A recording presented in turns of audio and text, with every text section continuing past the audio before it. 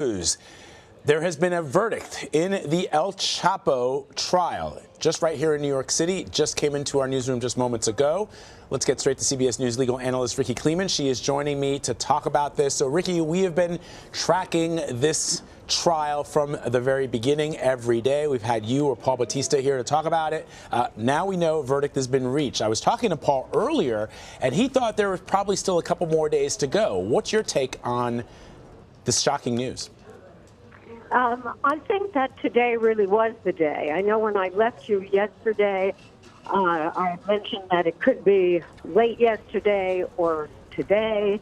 And the reason I thought that was because of the last witnesses when I was there yesterday that they had wanted readbacks from. And what they were really trying to do was to tidy up this very complex case so that they could make sure that when they looked at each of the sub-violations within the 10 counts, that they were clear that they did have the requisite evidence to either say guilty or not guilty.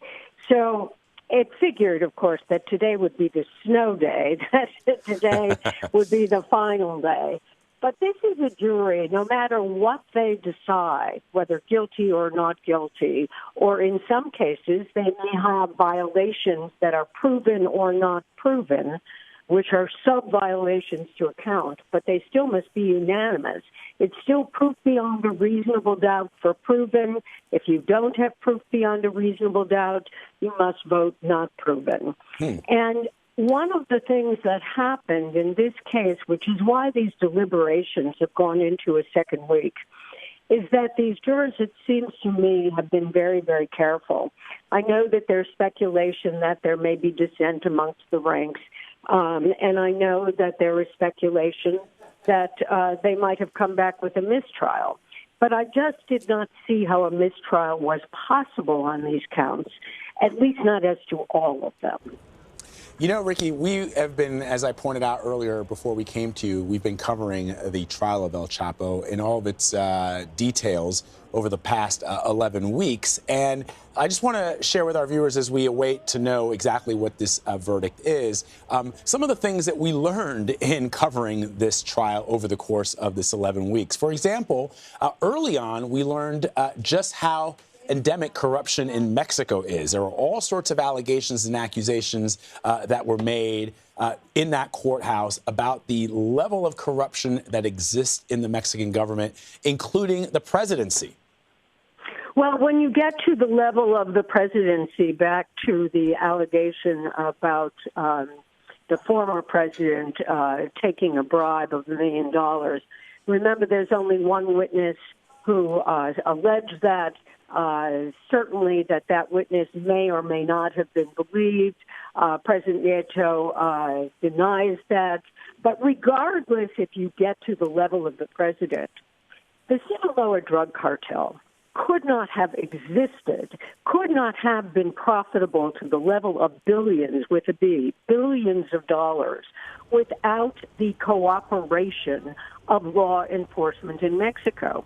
So millions of dollars in bribes were paid out, and that's confirmed by all kinds of witnesses in this case, whether they be cooperating witnesses or whether they be law enforcement witnesses.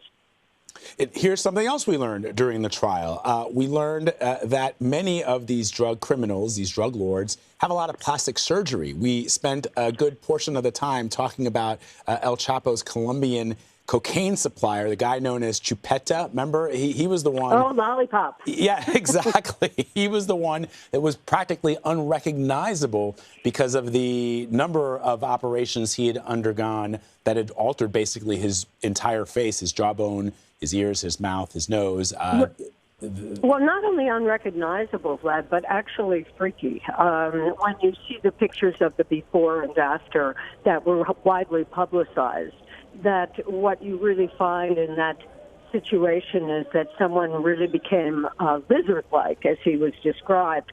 It was also very peculiar because when he testified in court, he not only had this bizarrely altered face, But he testified in a parka, winter parka, and with gloves on. So we don't even know how much of the rest of his body has been changed. Yeah. But one of the things that happens with somebody like Lollipop, as well as people like the Cifuentes brothers, people like the Flores brothers in Chicago, who were the distributors, when you go from the level of Colombian suppliers into Mexico, it falls into El Chapo's empire. El Chapo gets the drugs from Colombia, talking about cocaine. Then he gets them into the United States faster than anybody. So not only was he called El Chapo, the short one, but he was even called El Speedo for the amount of time it would take him to push those drugs quickly into the United States, and then to a virtual distribution empire that covered the United States of America. When you're dealing with $14 billion in profit, you are dealing with a multinational corporation, and it was run that way. We may think of the narcos as being like the Wild West, but the truth is that although violence was really part and parcel of being part of the narco world, that at the same time, these were businessmen who had ledgers and who recorded everything down to the last kilogram. So these were people who looked at this as a business. This was a way of life. And part of that way of life was to pay for access to be made smooth into Mexico and out of Mexico, which is where all of the bribery comes in. And we hear these cooperating witnesses, 14 of them. Right. That's extraordinary. I mean, in mafia cases in the past, perhaps there were cases that had 14 cooperating witnesses, but frankly, in the years that I tried cases and covered cases, I do not remember a case that had 14 cooperating witnesses. So you have these people who really outline and then fill in the most graphic, violent detail, the daily life of what it was like to be a narco involved in El Chapo's Sinaloa drug cartel.